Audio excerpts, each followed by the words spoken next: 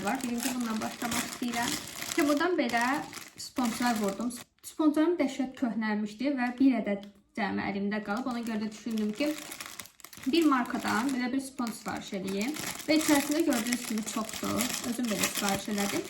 Həm transparan üçün, həm tonalli üçün, həm konsiler üçün hamısından var. Məsələn, belə formada olanlarını, transparanları tətbiq eləmək üçün sifariş elədim. Bunlar yaxşıdır. Sonra içərisində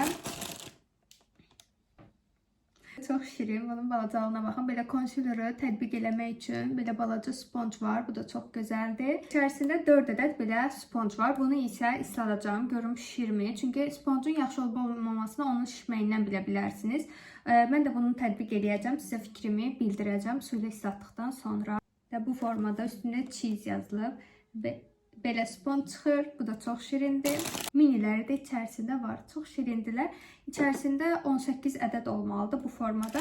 Sonra belə bir sifariş vermişəm. Hansı ki bilirsiniz ki, mən reelslər çəkirəm və orada görüntülər istəyirəm ki, fərqli olsun. Ona görə belə adətən də makyaj təmizləmə videolarında belə başıma taxmaq üçün bu formada saç rezinləri almışam ki, saç bandanası gedir hər halda. Bunun da içərisində 4 rəngi 4 manat idi. Ağ, boz, çəhrayı və qara rəngləri bu formada. Bunları da yenə reels çəkərkən istifadə etmək üçün aldım. Sonra belə bir sifarişim var. Mən Stradivarius'dan bir dənə şalvar almışdım. Amma o şalvarın beli mənə indi böyükdür. Və kəmər də taxanda heç